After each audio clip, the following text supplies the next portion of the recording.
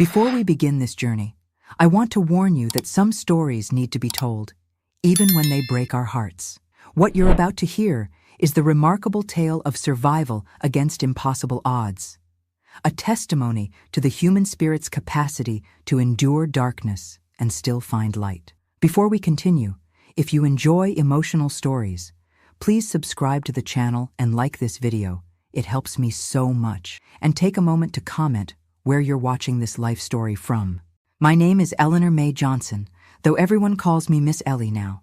I'm 83 years old, and for the first time in my life, I'm ready to share the story that shaped me. When people see a sweet old lady with silver hair and gentle hands, they don't imagine the battles I've fought. But truth be told, every wrinkle on my face has earned its place. It was 1947 when my world shattered for the first time. I was just 7 years old, living in a small wooden house on the outskirts of Birmingham, Alabama. We weren't rich by any means, but Mama made sure our home was filled with love. She had a way of turning the simplest things into magic. An old flour sack became a beautiful dress with her skilled hands, and leftover cornmeal transformed into the most delicious bread you ever tasted. Mama worked as a housemaid for a wealthy white family across town. Each morning before dawn, she'd press her only good dress, pin her hair carefully under her scarf, and kiss my forehead goodbye. "Be good for your daddy, songbird," she'd whisper, her breath warm against my cheek. "I'll be home before the stars come out." That particular summer day started like any other. The cicadas were singing their endless song, and the air hung heavy with humidity. I was playing with a rag doll Mama had made me when Mrs. Peterson from next door came running up our dirt path, her face streaked with tears. I remember how time seemed to slow as she knelt before me, her hands trembling as they gripped my shoulders. "Child," she said, her voice breaking, "there's been an accident at the Montgomery house where your mama works." The details came later, in hushed whispers not meant for a child's ears. Mama had fallen down the grand staircase while polishing the banister. Or at least, that's what the Montgomery family claimed. Years later, I would learn from another maid who was there that day that Mrs. Montgomery had pushed her in a fit of rage over a broken teacup, a priceless family heirloom, they said, as if any object could be worth a human life. The funeral was held 3 days later. I wore the blue Sunday dress Mama had finished sewing just the week before. It was too big. She'd made it for me to grow into, a future she wouldn't be part of. The church was packed with people from our community, their faces solemn as the preacher spoke of heaven and God's mysterious ways. I didn't understand much of what he said. I was too focused on the simple wooden coffin at the front of the church, trying to comprehend how my mama, so full of life and love, could be lying still inside it. Daddy stood beside me, his face a stone mask. He didn't cry, not at the church, not at the burial, not even when we returned to our empty house. That night, after our neighbors had left with their covered dishes and condolences, he sat at our kitchen table and pulled out a bottle of whiskey I'd never seen before. "Go to bed, Eleanor," he said, his voice flat and cold in a way I didn't recognize. "Crying won't bring her back. You're the woman of the house now." I was 7 years old, suddenly tasked with filling the enormous void my mother left behind. By 8, I was cooking meals, though I had to stand on a chair to reach the stove. By 9, I was doing laundry, my small hands raw from scrubbing clothes against the washboard. School became a luxury rather than a right. I would go when the housework was done, which meant I missed more days than I attended. The neighbors tried to help when they could. Miss Josephine would invite me over to help with her baking, though I knew she was really making sure I got at least one proper meal that day. Mr. and Mrs. Washington would leave extra vegetables from their garden on our porch, and Miss Ellie, the kind woman I would later name myself after, would slip me pieces of sweet potato pie and books to read by candlelight after Daddy had passed out from drinking. "Your mama would be so proud of how strong you are, child," she'd whisper, smoothing my unruly hair with gentle hands. "But she'd want you to keep that smart mind of yours growing too." It was Miss Ellie who spoke to my teacher, Mrs. Johnson, about my situation. After that, Mrs. Johnson began sending homework home with the Washington children for me. On rare Sundays when Daddy would go fishing with some men from the lumber yard where he worked, I'd sneak over to Mrs. Johnson's house for impromptu lessons. "You've got your mama's quick mind," she told me once, after I'd solved all the arithmetic problems she'd given me. "Don't you let anyone dim that light." Those words became my secret strength, a talisman I held close through the darkest nights when Daddy's drinking turned him mean. He never hit me in those early years. The violence was in his words, in the way he'd compare me unfavorably to Mama, in how he'd mock my attempts to keep our home together. "Can't even fry an egg right," he'd mutter, pushing away the plate I'd prepared. "Your mama could cook a feast with nothing but scraps." Each criticism cut deep, but I learned to hide my tears until I was alone. At night, I'd often slip outside to sit on our porch steps, looking up at the stars and talking to Mama. I'd tell her about my day, about the things I was learning from Mrs. Johnson's books, and how I tried to keep her memory alive by humming the spirituals she used to sing while hanging laundry. "I miss you something awful, Mama," I'd whisper to the night sky, "but I'm trying to be strong like you taught me." On those quiet nights, with crickets chirping and distant train whistles breaking the silence, I could almost feel her presence, wrapping around me like a warm blanket. Those moments of peace would sustain me through another day of growing up too fast in a world that seemed determined to break me. The first time Daddy raised his hand to me, I was 11 years old. I'd burned the cornbread, the only food we had left in the house until payday. His palm connected with my cheek with such force that I stumbled backward against the stove, the hot surface searing through my thin cotton dress and into the skin of my lower back. The pain was immediate and blinding, but it was the look in his eyes that terrified me most. There was no remorse, no shock at what he'd done.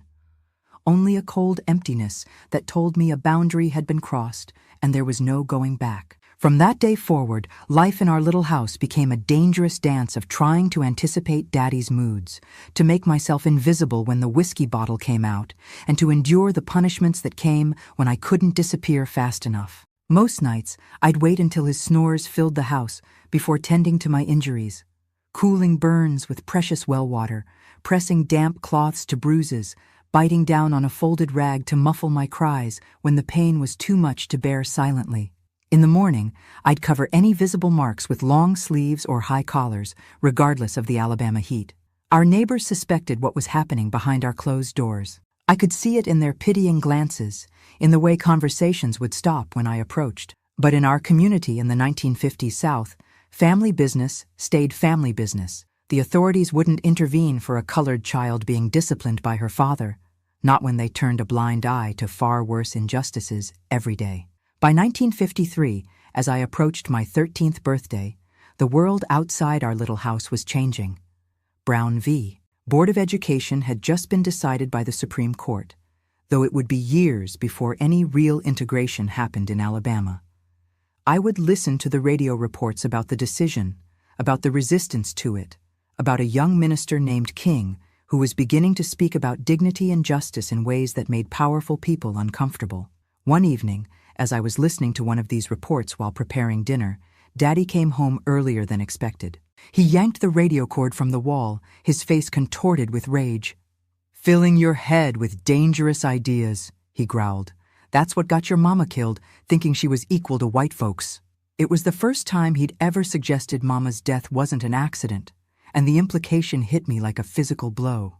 That night, as I lay on my thin mattress nursing fresh bruises, I made a promise to myself. I would find a way out, not just for my safety, but to honor Mama's memory in a way that hiding and surviving couldn't. I didn't know then how that escape would come, or that it would arrive in the form of a movement that would change not just my life, but the course of history itself. All I knew was that somewhere beyond the confines of our small house and the limitations of being a young black girl in the Jim Crow South, there had to be more than this. There had to be the possibility of freedom, not just from Daddy's fists, but from a system designed to keep people like me small and afraid. Looking back now, as an old woman who has lived to see changes I couldn't have imagined in those dark days, I recognize that this was the moment when a seed of resistance took root in my heart. It would be years before that seed would fully bloom, but in that moment of clarity amid my pain, something fundamental shifted. I was no longer just surviving until I could escape. I was beginning to envision a different world worth fighting for. And fight I would. though the battles ahead would test every ounce of strength and courage I possessed. As 1960 dawned, I had survived 6 years under my father's increasingly tyrannical rule. By then, Birmingham was a city on edge. The early tremors of what would become the civil rights movement were already being felt, though few predicted the earthquakes to come. For a black girl of 16 living in the shadow of violence, these changes seemed both impossibly distant and tantalizingly close. The day I turned 16, Daddy didn't acknowledge my birthday. It wasn't a surprise. He hadn't marked the occasion since Mama died. But this particular morning, he did something unexpected. He tossed a crumpled newspaper across our worn kitchen table as I served his breakfast. "Job listing," he grunted, gesturing at the circled advertisement. "Maid position with the Williams family. You start Monday." My heart sank as I read the details. The Williams family lived on Mountain Brook, the wealthiest white neighborhood in Birmingham, nearly 2 hours away by bus. Working there would mean the end of any hope I had of returning to school. "But Daddy," I began hesitantly. "Mrs. Johnson said if I can finish this year, I might qualify for—" The back of his hand connected with my mouth before I could finish. The metallic taste of blood filled my mouth as he leaned in close. Whiskey fumes heavy on his breath, even at 7 in the morning. "You think you're better than your mama? Too good to clean white folks' houses?" His voice was dangerously quiet. "Education won't save you from what you are. Best you learn that now." I started work the following Monday. The Williams house was an imposing 2-story colonial with white columns and perfectly manicured gardens, a world away from our decaying neighborhood. Mrs. Williams was a thin woman with perpetually pursed lips who inspected my work with a white-gloved finger, pointing out dust I couldn't even see. Mr. Williams was rarely home, but when he was, I learned to make myself scarce. There was something in the way his eyes followed me that made my skin crawl. The family had 2 children, a girl about my age named Catherine, who never acknowledged my existence, and a boy named James, 12 years old and already practicing the casual cruelty he'd observed in the adults around him. He would deliberately spill things after I'd cleaned or hide items and claim I'd stolen them. My days began at 4:30 a.m. to catch the first bus and ended well after dark. The pay was pitiful, most of which Daddy took for room and board. But the job came with one unexpected blessing. Mrs. Williams insisted I take home their leftovers rather than waste good food on garbage. Those scraps often constituted the only decent meals I had all week. One evening in early 1961, I returned home to find Daddy sitting with a man I'd never seen before. Mr. Clayton, a foreman at the steel mill and nearly 30 years my senior. As I entered, they fell silent, eyeing me in a way that made me instinctively back toward the door. "There she is," Daddy said, his words slightly slurred. "Ain't she something? Looks just like her mama at that age." Mr. Clayton nodded approvingly, his gaze traveling over me in a way that made me want to disappear into the floorboards. "She'll make a good wife," he agreed, as if I weren't standing right there. Strong back for work and childbearing. The realization of what was happening hit me like a bucket of ice water. Daddy was trying to marry me off, to a man older than himself. Later, I would learn that Mr. Clayton had offered to forgive a substantial gambling debt in exchange for my hand. I was being traded like livestock to settle my father's accounts. That night, I cried silently into my pillow, thinking of Mama and wondering what she would do. For the first time, I seriously considered running away. Though the stories of what happened to young black girls on their own were enough to make my blood run cold. Where would I go? How would I survive? The questions swirled in my mind like autumn leaves caught in a whirlwind. The following Sunday, desperate for any guidance, I lingered after church service to speak with Reverend Jackson. He was a kind man who had presided over Mama's funeral, and one of the few people Daddy still showed a modicum of respect toward. I confided my situation in hurried whispers, aware that several church ladies were watching with curious eyes. Reverend Jackson's face grew grave as he listened. When I finished, he placed a gentle hand on my shoulder. "The Lord doesn't intend for a child to be sold in marriage," he said firmly. "Leave this with me, Eleanor. Come to the parsonage tomorrow afternoon." The next day, I slipped away from the Williams house during my lunch break, heart pounding with fear of being discovered. Mrs. Jackson ushered me into their modest home, where I found Reverend Jackson sitting with a middle-aged couple I recognized vaguely from church, the Hendersons. "Eleanor," Reverend Jackson began, "the Hendersons' daughter has moved to Detroit for work. They have a room to spare and are willing to take you in as a boarder. Mrs. Henderson needs help with her seamstress business, which would provide you with decent employment." Hope flared in my chest, bright and painful. "But, Daddy," I started. "Leave your father to me," he interrupted gently. "There are ways to handle this that protect everyone involved." What followed was a delicate negotiation conducted entirely without my presence. I was told only that Reverend Jackson had convinced my father that my marriage to Mr. Clayton would bring shame upon our family in the eyes of the church community. Instead, he proposed that I would bring more value as a working boarder with the Hendersons, with a portion of my wages still going to my father. Given the choice between social ostracism and a continued income stream, Daddy reluctantly agreed. 2 days later, I moved my meager belongings, 3 dresses, a pair of worn shoes, Mama's Bible, and a faded photograph of her, into the Hendersons' spare room. The space was small but clean, with a real bed, not just a mattress on the floor, and a window that overlooked Mrs. Henderson's carefully tended vegetable garden. After years of walking on eggshells, the peace of that room felt almost disorienting. Mrs. Henderson was strict but fair. Under her tutelage, I learned the fine art of dressmaking, how to take accurate measurements, cut patterns, and create garments that flattered various body types. My fingers, already nimble from years of necessary mending, quickly adapted to the precise requirements of her business. Soon, I was not just assisting but creating dresses of my own design, which became popular among the young women in our community. "You have a gift, child," Mrs. Henderson remarked one evening as we finished a wedding dress for the daughter of a local deacon. "Your mama must have taught you well." I swallowed the lump that formed in my throat. She taught me the basics before, but mostly I just remember watching her hands work magic with needle and thread. For the first time in years, I began to feel something like peace. Though I still sent money home to Daddy each week, delivered by Mr. Henderson to avoid any direct contact, I was effectively free of his daily torments. The Hendersons treated me with a respectful kindness that felt foreign after so many years of abuse.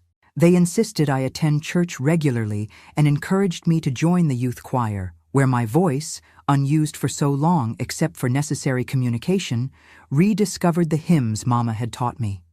It was in this choir that I met Samuel Davis, a tall young man with serious eyes and a quiet dignity that set him apart from other boys our age. His father was a Pullman porter on the railroad, a prestigious position that allowed their family slightly more comfort than most in our community.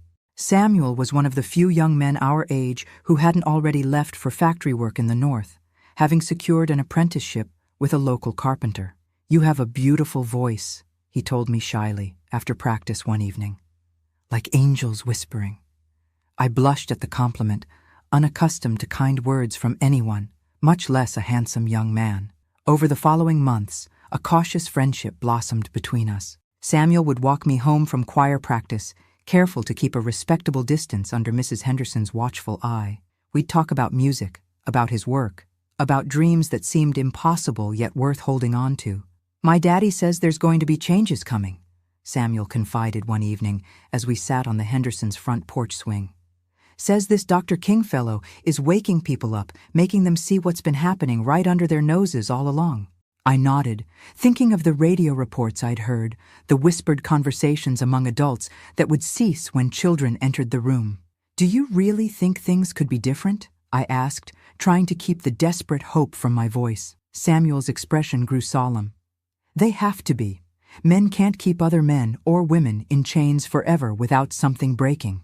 By late 1962, rumors of organized protests were sweeping through Birmingham's black communities. Dr. King and Reverend Shuttlesworth were planning something big, people whispered. Something that would force the nation to see the brutal reality of segregation in the most violently divided city in America. The Hendersons were cautiously supportive of the movement, but worried about the potential for violence. Mr. Henderson had seen firsthand the brutality of Bull Connor's police force, and feared for the safety of anyone who dared to challenge the established order. Sometimes standing up is the only choice left, Samuel argued during Sunday dinner at the Hendersons' table, where he had become a regular guest. If we keep waiting for the right time, our grandchildren will still be drinking from colored water fountains. Mrs. Henderson clucked her tongue disapprovingly, though I could see the conflict in her eyes. There's standing up, and then there's putting yourself in the path of men who think nothing of turning fire hoses on human beings. The Lord calls for wisdom alongside courage. I listened to these debates with increasing interest, the seed of resistance that had taken root years ago now growing stronger. Though I rarely contributed to these discussions, preferring to observe and absorb, my mind was alive with questions and possibilities I'd never allowed myself to consider before. My relative peace was shattered in February 1963 when Mr. Henderson arrived home, ashen-faced from delivering my weekly payment to Daddy. "Your father's sick, Eleanor," he said quietly. "The doctor says it's his liver. He's asking for you." A tangle of emotions knotted in my stomach: fear, residual anger, and an unexpected thread of pity. Despite everything he'd done, everything he'd failed to be, he was still the man who had once swung me high on his shoulders and called me his songbird, before hatred and grief had consumed him. The house looked smaller than I remembered, the paint peeling in long strips like dead skin. Inside, the smell hit me immediately: illness and neglect, unwashed sheets and stale whiskey. Daddy lay on the same bed he'd shared with Mama, his once powerful frame wasted to almost nothing. His skin had a yellowish tint, and his eyes, when they focused on me, showed a clarity I hadn't seen in years. "Eleanor," he croaked, his voice a dry rustle. "You came." I nodded, standing awkwardly in the doorway, unsure how to proceed. Part of me wanted to turn and run. Another part felt rooted to the spot by obligation or curiosity. I couldn't tell which. "Sit," he said, gesturing weakly to the edge of the bed. When I hesitated, something like shame crossed his face. "Please, I won't hurt you. Those days are done." Cautiously, I perched on the very edge of the mattress, ready to spring away if needed. Up close, I could see how death had already begun to claim him, hollowing his cheeks and sinking his eyes. "I ain't been right since your mama died," he said after a long silence. "Took the best of me with her. That's no excuse for what I'd done to you." He paused, each breath visibly paining him. "I don't expect forgiveness. Just wanted you to know. I see what I did. Too late, but I see it." Tears pricked at my eyes, unexpected and unwelcome. This deathbed confession couldn't erase years of pain, couldn't heal the scars both visible and invisible that I would carry forever. But in that moment, I saw not the monster of my nightmares, but a broken man who had lost his way in grief. "I forgive you," I heard myself say, the words emerging before I'd consciously formed them. "Not for you, for me, so I don't have to carry your sins alongside my scars." He nodded once, a tear slipping down his sunken cheek. "You got her strength, her heart, best parts of both of us." We sat in silence after that, the weight of years and unspoken words hanging between us. Eventually, his breathing grew more labored, and I called for the doctor waiting in the next room. Daddy died 3 days later, with me reading from Mama's Bible at his bedside. The funeral was sparsely attended, a testament to how thoroughly he had isolated himself from the community that might have helped him heal. As we left the cemetery, Samuel took my hand in his, a public gesture that would have been unthinkable just months before. "You're free now," he said quietly. I looked back at the fresh grave beside my mother's older one.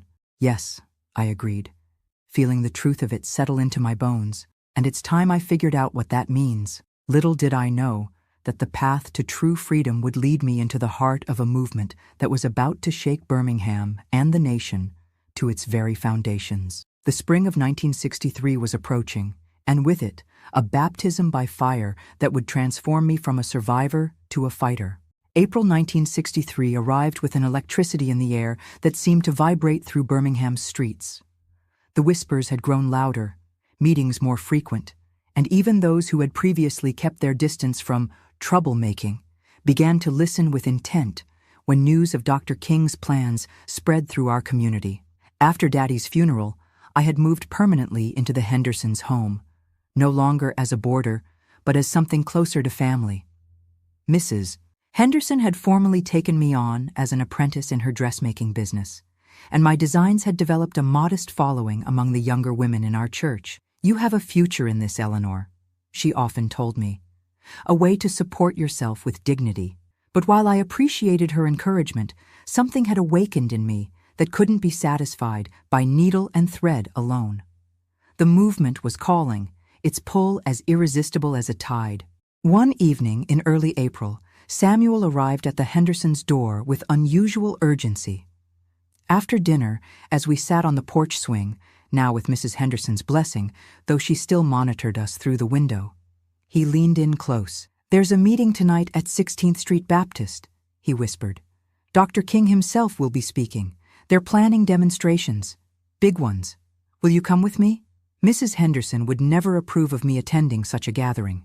Though sympathetic to the cause, she feared the violence that would inevitably follow. I glanced back at the window where her silhouette was visible through the curtains. "Tell her we're going for a walk to discuss wedding plans," Samuel suggested with a mischievous smile that made my heart flutter despite the seriousness of the moment.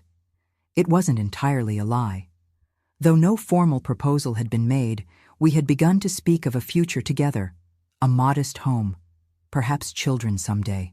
Mrs. Henderson, eager to see me settled respectably, had encouraged the courtship, unaware that Samuel's involvement in the movement ran far deeper than occasional dinner-table discussions. The church was packed beyond capacity when we arrived, the air thick with anticipation and the mingled scents of pomade, perfume, and perspiration. We squeezed into a spot near the back, just as Reverend Shuttlesworth rose to introduce Dr. King. I had seen photographs in newspapers, heard his voice on radio broadcasts, but nothing prepared me for the physical presence of the man himself. He wasn't tall or imposing in stature, but when he spoke, his voice seemed to reach directly into the core of my being, resonating with truths I had always known, but never heard articulated so powerfully. "We've come to Birmingham because injustice is here," he declared, his words rolling through the church like thunder. "We are here to remind America of the fierce urgency of now." As he outlined the planned campaign of nonviolent direct action, boycotts of downtown businesses, sit-ins at segregated lunch counters, and mass marches that would almost certainly result in arrests, I felt a surge of both terror and exhilaration. This was dangerous, potentially deadly work. Bull Connor's reputation for brutality was well earned, his officers and fire department notorious for their enthusiasm in suppressing even the most peaceful black gatherings. Yet sitting in that church, surrounded by people who had decided that dignity was worth risking everything for, I understood with sudden clarity that this was what Mama would have wanted for me. Not just survival, but the courage to stand for something larger than myself. After the speech, volunteers were called forward to receive training in nonviolent resistance techniques. Without conscious decision, I found myself rising from my seat, Samuel's hand clasped tightly in mine. "Eleanor," he whispered, surprise evident in his voice. "Are you sure?" I nodded, unable to articulate the certainty I felt. This was right. This was necessary. This was perhaps what I had been preserved through years of hardship to do. The training sessions were held in church basements and private homes over the following days. We learned how to protect our vital organs when being beaten, how to maintain dignity while being arrested, how to respond to hatred with determined love rather than retaliatory anger. We role-played scenarios, taking turns playing demonstrators and police, practicing how to go limp rather than resist arrest, how to shield our heads from billy clubs. Mrs. Henderson discovered my involvement after the first weekend of demonstrations began on April 6th. A neighbor had seen me among the protesters at a department store sit-in and reported back with concerned disapproval. "Have you lost your mind, child?" she demanded when I returned home. "Do you have any idea what those policemen will do to you? What they do to our girls especially?" I met her gaze steadily, finding a courage I hadn't known I possessed. "Yes, ma'am, I believe I do. But someone has to stand. If not me, then who?" Her eyes filled with tears as she pulled me into a fierce embrace. "Your mama would be proud," she whispered, "and terrified. just like I am. From that day forward, the Hendersons' home became a quiet hub of support for the movement. Mrs. Henderson sewed armbands for demonstrators and prepared sandwiches for those doing jail support. Mr. Henderson used his delivery truck to transport protesters to and from demonstration sites, careful to vary his routes to avoid police surveillance. The true test came on May 2nd when the youth marches began.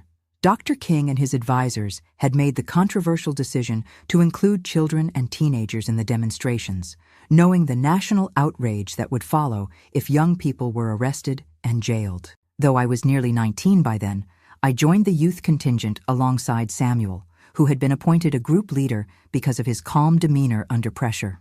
The morning dawned clear and warm as hundreds of us gathered at 16th Street Baptist, receiving last-minute instructions and encouragement from movement leaders. We sang freedom songs that lifted our spirits and steeled our resolve.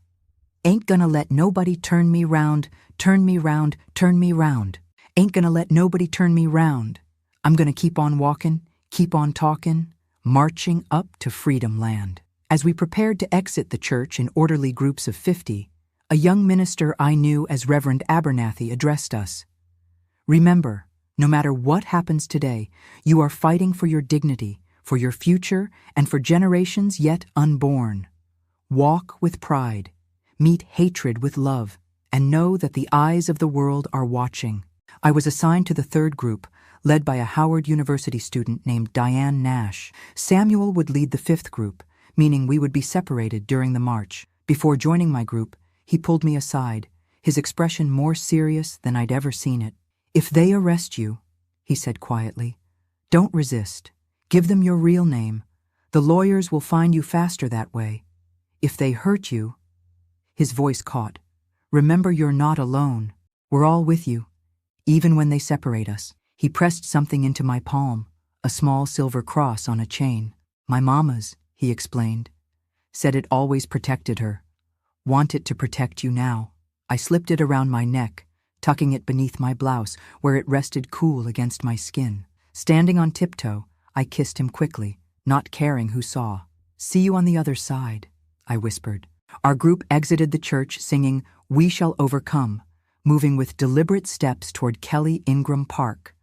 We had barely made it 2 blocks when police vans screeched to a halt in front of us, Bull Connor himself emerging from the lead vehicle, bullhorn in hand. "You Negras disperse immediately," his voice crackled through the amplifier. "You are participating in an unauthorized demonstration in violation of city ordinances." Diane Nash stepped forward, her voice clear and unwavering. "We are exercising our constitutional right to peaceful assembly and protest. We will not disperse." What followed remains burned into my memory with photographic clarity. Officers descended on us with nightsticks and snarling police dogs. Those in front dropped to their knees in prayer, following our training. I found myself doing the same, heart hammering in my chest as an officer approached, his face contorted with disgust. "Last chance," he growled, nightstick tapping against his palm. I looked him directly in the eyes, surprising myself with the steady calm in my voice. "I'm staying right here, sir." The blow caught me across the shoulders, pain exploding through my upper back. I curled forward, protecting my head as we'd been taught, Mama's cross pressing against my breastbone.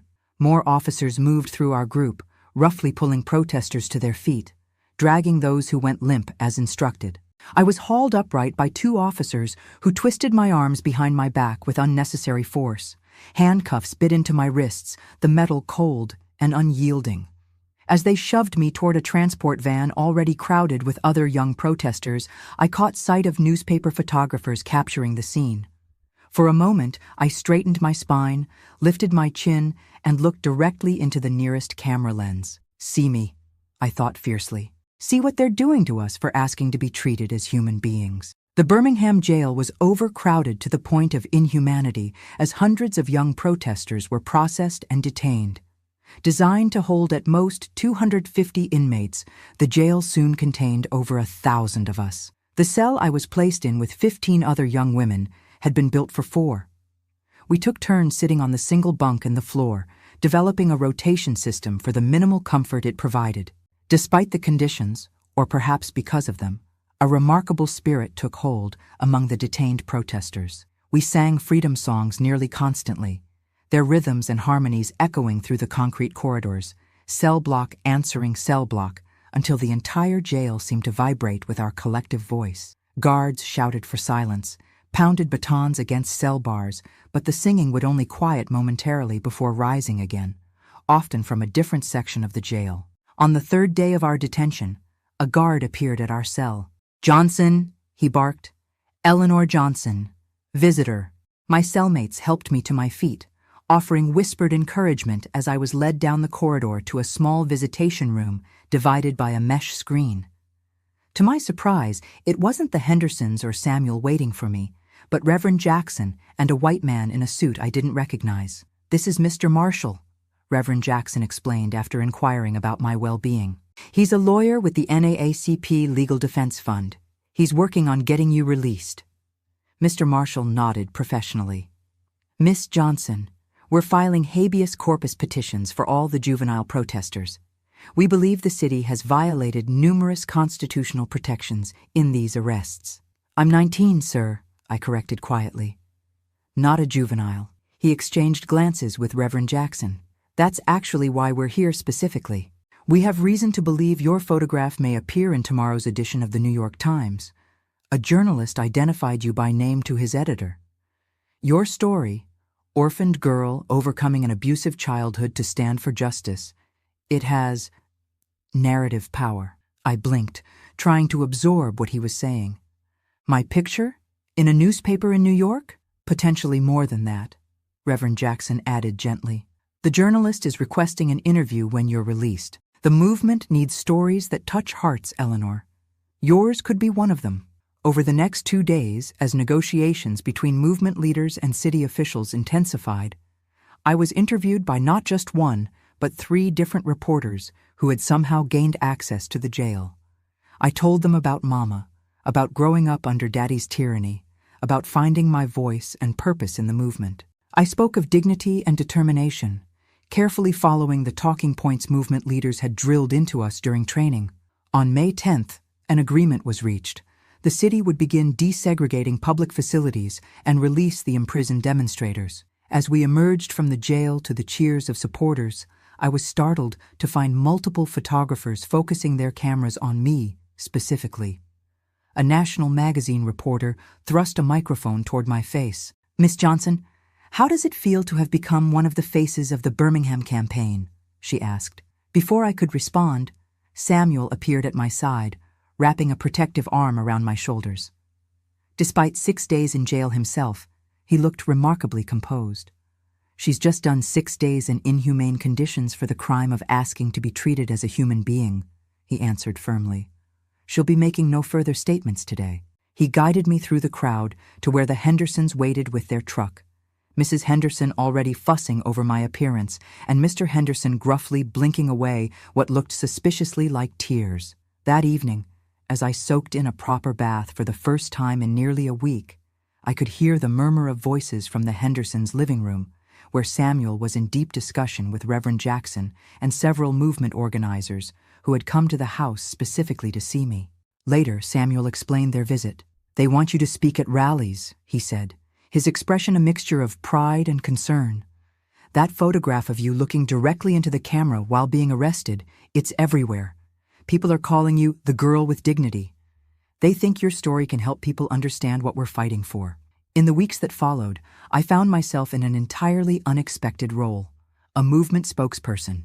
I traveled with more experienced activists to churches and community centers across the South, telling my story and connecting it to the larger struggle for dignity and justice. My natural reserve gradually gave way to a discovered gift for public speaking, my quiet voice finding strength in purpose. By August, when we traveled to Washington, D.C., for the March on Washington for Jobs and Freedom, I was scheduled to give a brief address from the podium at the Lincoln Memorial, not among the headliners like Dr. King, but as a representative of the youth contingent that had proven so crucial in Birmingham. Standing on those steps, looking out at the sea of faces extending all the way to the Washington Monument, I felt Mama's presence more strongly than I had since her death. As I stepped to the microphone, Samuel squeezed my hand once before releasing it. "My name is Eleanor Johnson," I began, my voice carrying across the hushed crowd.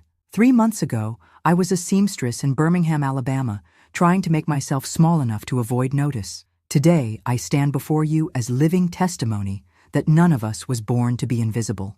The crowd's response washed over me like a wave, their applause and cheers carrying me through the remainder of my short speech.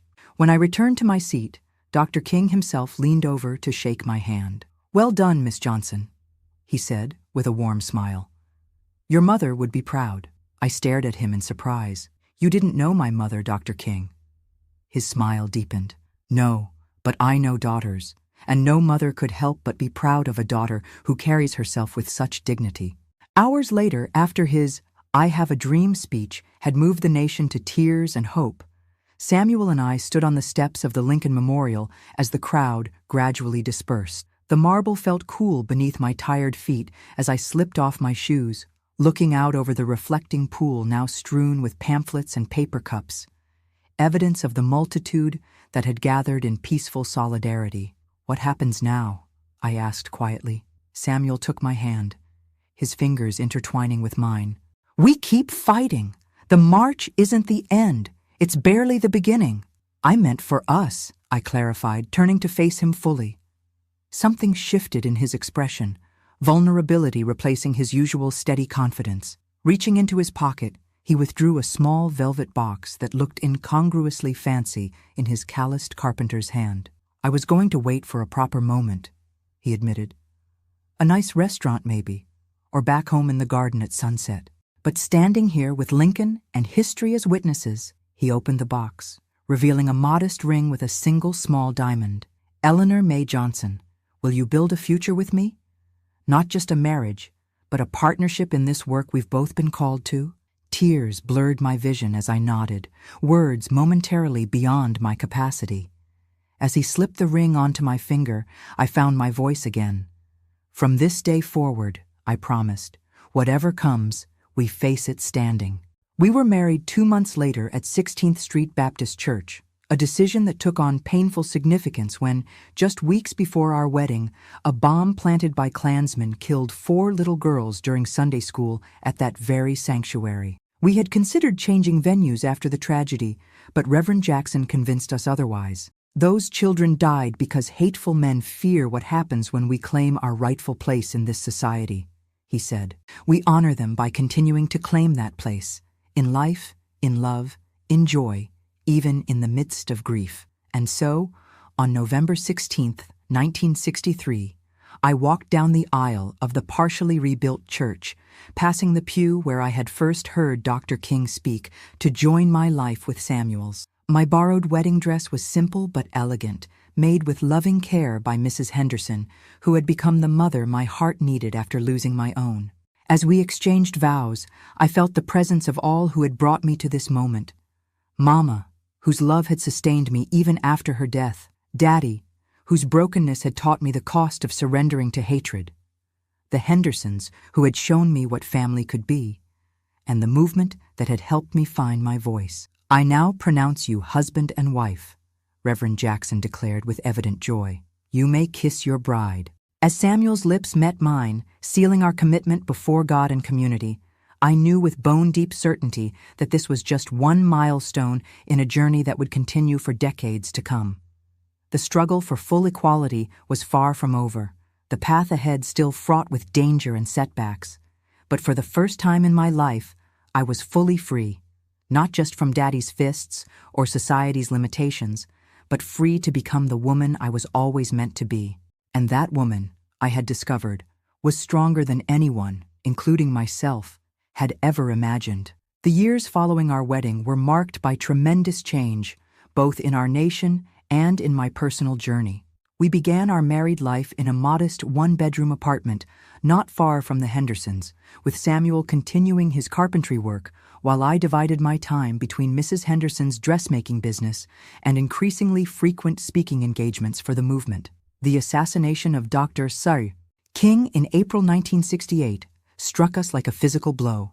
I had just discovered I was pregnant with our first child when the news reached us, Samuel and I held each other in stunned silence, our tears mingling as the radio delivered details of his murder in Memphis. The following day, riots erupted across the nation, a physical manifestation of collective grief and rage that seemed to shake the very foundations of our country.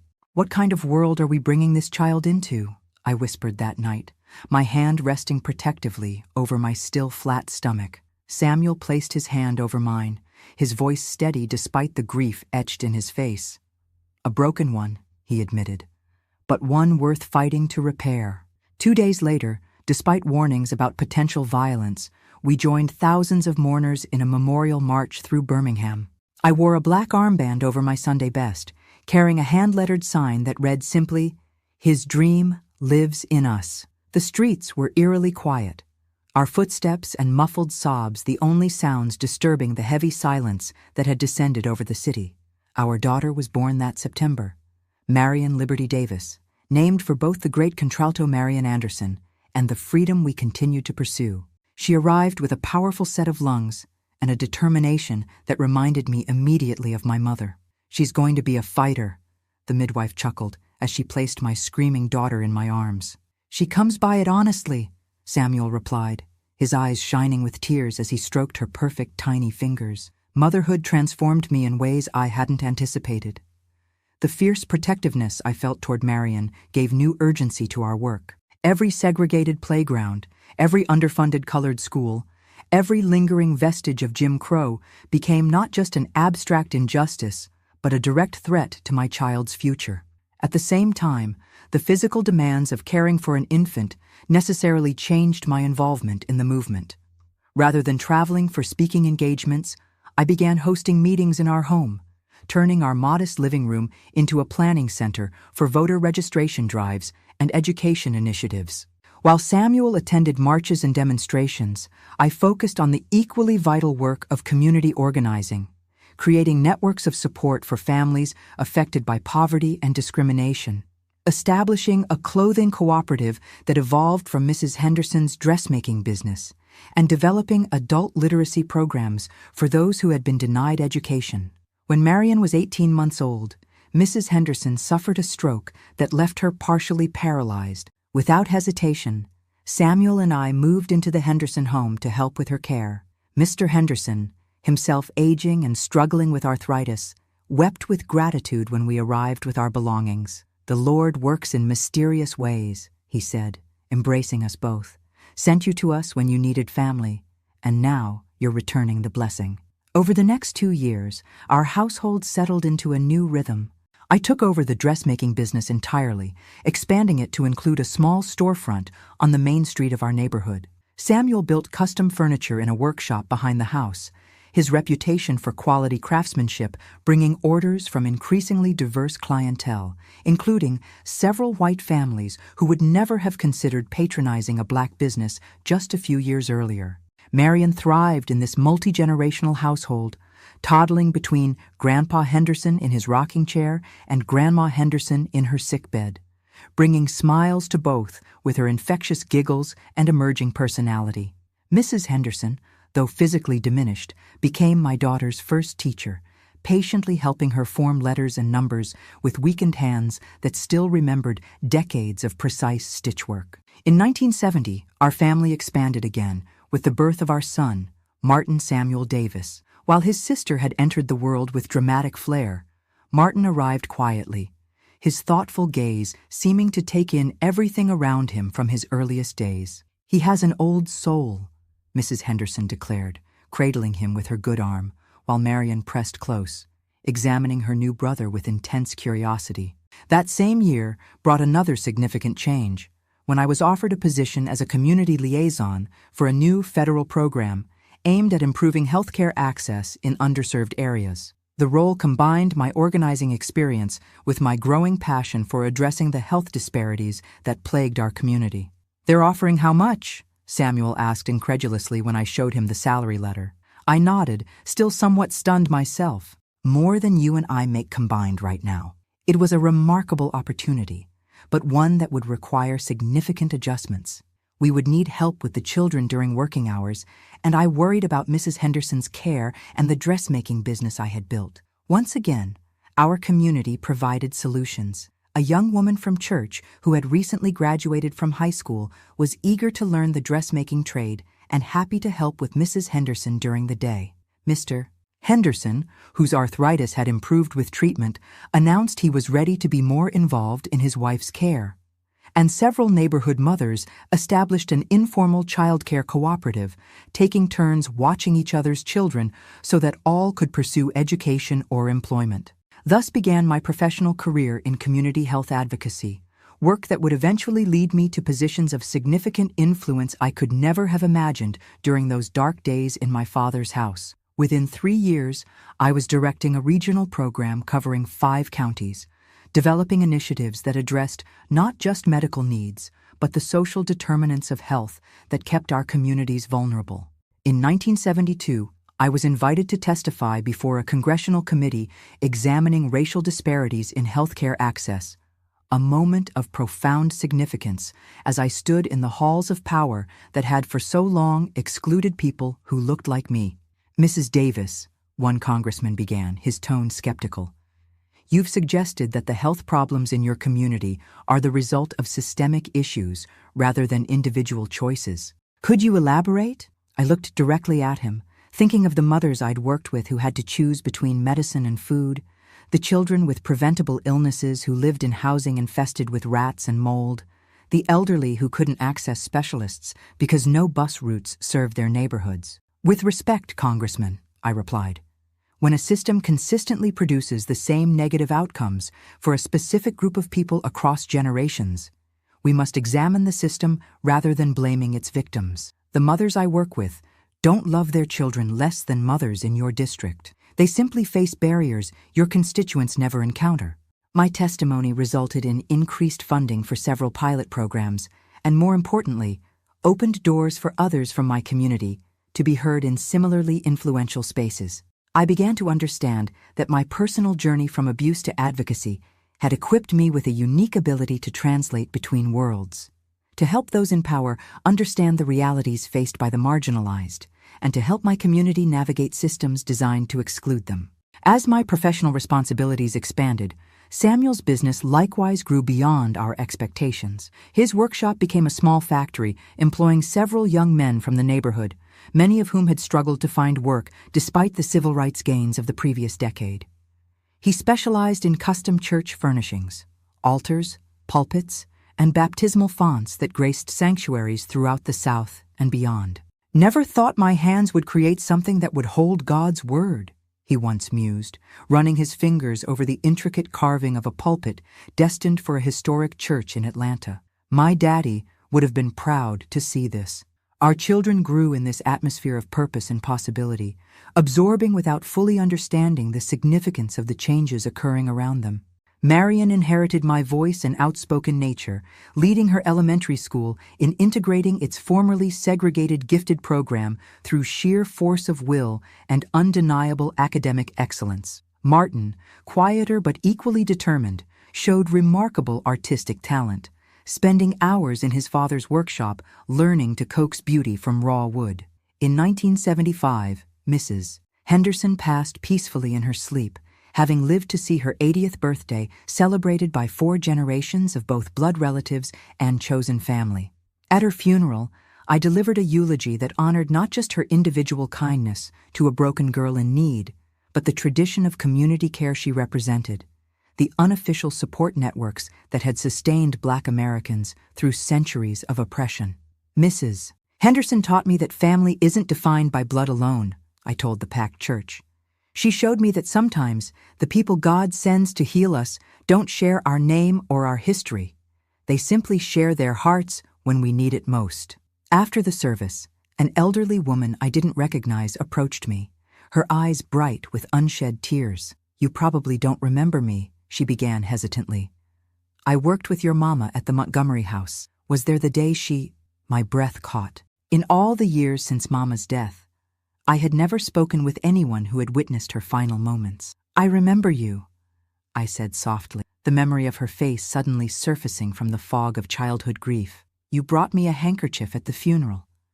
It had little violets embroidered in the corner." She nodded, tears now flowing freely. Your mama talked about you all the time. Her little songbird, she called you.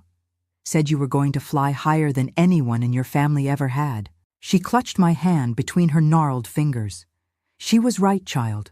Lord, was she right? That night, after the children were asleep, I shared this encounter with Samuel as we sat on the porch swing that had witnessed so many pivotal conversations in our life together. Do you think she knows? I asked, looking up at the star-filled sky. Mama, I mean. Do you think she can see what became of her frightened little girl? Samuel followed my gaze upward, his arm warm around my shoulders. I believe she does. And I believe she's been with you every step of the way, in your courage, in your compassion, in the way you mother our children with such fierce love. The following year brought another unexpected turn when I was approached about running for a seat on the city council. Initial discussions had focused on Samuel as a potential candidate, but he had firmly redirected attention to me. My wife is the one you want, he told the community leaders who had gathered in our living room. I build things with my hands. She builds communities with her heart and mind. The campaign was grueling, marked by both overt racism and more subtle forms of resistance. Anonymous phone calls threatened violence against our family. Flyers circulated questioning my morality and fitness for office. On one horrible occasion, Marion, now 8 years old, was surrounded by white children at school who parroted their parents' slurs. Yet for every act of hatred, there were multiple expressions of support.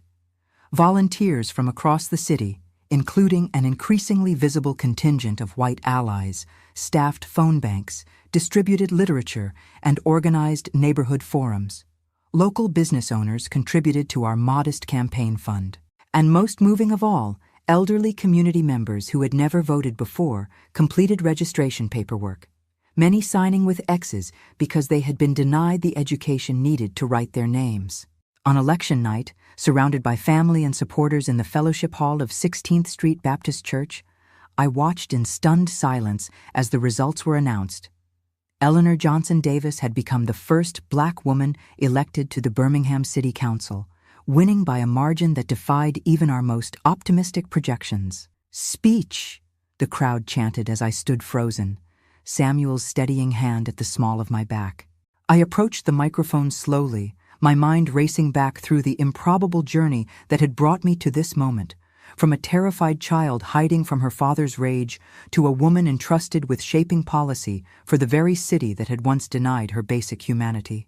"When I was a little girl," I began, "Birmingham taught me painful lessons about who mattered and who didn't in this world. Today, Birmingham has taught me something else. That change, while never easy and rarely swift, is always possible when people of courage stand together." Looking out at the sea of faces before me, black and white, young and old, those who had marched alongside me in 1963 and those not yet born when those marches occurred, I felt the weight of responsibility and the surge of possibility in equal measure. I stand before you tonight as living proof that we are not defined by our wounds, but by our healing, not limited by our beginnings, but liberated by our capacity to begin again. And most importantly, not isolated in our suffering, but connected in our shared humanity. As applause filled the room, I caught sight of Marion and Martin in the front row, their faces shining with pride and something more profound, the unquestioned belief that they could achieve whatever they set their minds to. For them, a Black woman in leadership was not revolutionary, but expected. Their horizons would not be limited by the boundaries that had constrained mine. In that moment, I understood the true arc of my journey from victim to advocate to leader. Each step, even the painful ones, had been necessary to forge the woman I had become. A woman capable of not just surviving adversity, but transforming it into purpose. A woman whose voice, once silenced by fear, now resonated with authority in rooms where decisions affecting thousands were made. The abused child I had been could never have imagined the life I now lived. Yet somewhere deep within that frightened girl had existed the seeds of the strength I now possessed, seeds nurtured by my mother's brief but powerful love, by the communities that had embraced me, by the movement that had shown me the power of collective action, and by my own stubborn refusal to be defined by my wounds. As the celebration continued around me, I slipped outside for a moment alone. The night air was cool against my skin as I looked up at the same stars I had once confided in as a lonely child. But I was no longer alone, no longer silenced, no longer small. "We did it, Mama," I whispered to the glittering sky. "Your songbird learned to fly," and in the gentle breeze that stirred the trees above me, I could almost hear her answer. "I never doubted you would, child. I never doubted you would." All right, now, as I sit here at 83, looking back on a life that has spanned council seats and congressional testimonies, community health initiatives and educational foundations, I am most proud not of the accolades or achievements, but of the legacy continued through my children and grandchildren. Marion became a civil rights attorney, fighting modern manifestations of the same injustices I had faced. Martin established arts programs for at-risk youth, healing trauma through creativity, just as I had once found solace in song.